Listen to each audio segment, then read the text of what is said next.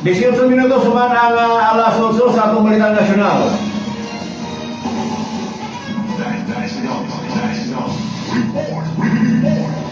Ang kagamanan sa Pilipinas ang obligado kanina mag-implementar sa posibleng arrest warrants batok kang Senador Ronald De La Rosa o Senador Christopher Bongo o kaban pang mga co-perpetrators ni kanhi Presidente Rodrigo Duterte sa gitawag na crime against humanity kung ang International Criminal Court pagawas na sa ilahang warrant of arrest kanya pabayag sa Malacanang kagahapong adlaw. Ang mga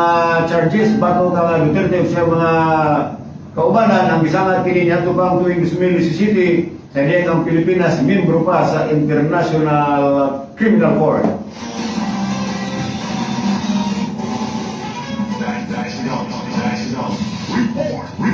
Lain nga sudnon nga balita ginayi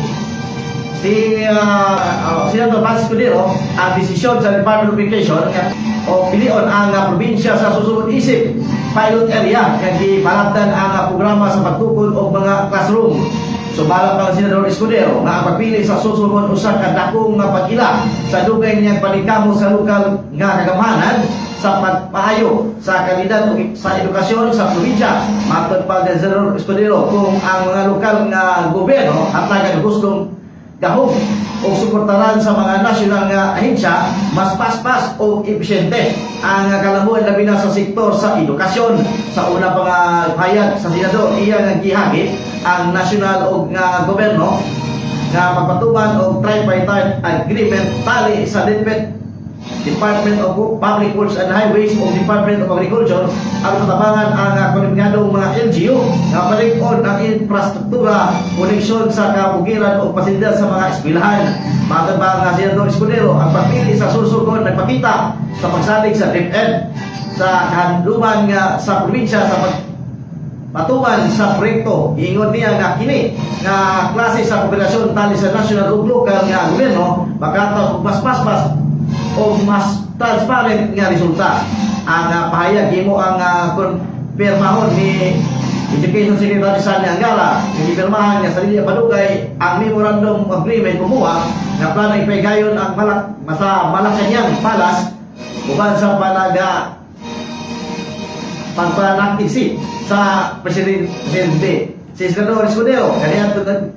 nahimo nga gobernador sa susunod gikan sa 2019 hangtod 2022 padayag nga edukasyon kanunay pasilidad sa probinsya atol sa termino palikon ang pasilidad sa eskwelahan nagpalabtan ang digital learning support o nagpadayon ang edukasyon bisan sa panahon sa pandemya. Ilalong sa huwa ang provincial government sa Sorsogon mao'y namula sa procurement o pagtukod sa school building bilagi sa basic education facilities fund samtang ang DepEd muhatag og pundo o technical nga giya aron siguro ka lidad sa pagsunod sa national nga standard. Sa lain ipahayag og pasalamat si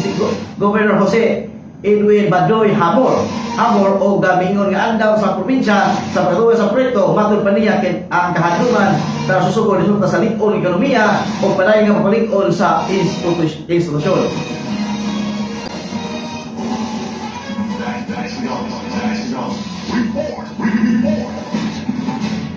Adunay kamanduan ang usa ka korte dito sa Kuluan sa pag-issue og precautionary hold departure order o PSO batok kang Senator Jingo Estrada o sa mga kauban na nini sa kaso nga plunder nga gisangat diya sa Department of Justice gumikan sa gikalagar ng kalamigitan sa Arbolos o Flood Control Project. Base sa upat ka painang kamanduan ang Manila Regional Trial Court Branch sa PSO ang mimando kini sa pagpagawas og PHDO batok kang former Department of Public Works and Highways Secretary Manuel Buruan, former DPWH Undersecretaries Maria Catalina Cabral and Roberto Bernardo, kani DPWH Regional Director Gerard Opolincia o former District Engineer Henry Alcantara. Matod pa sa korte nga adunay probable cause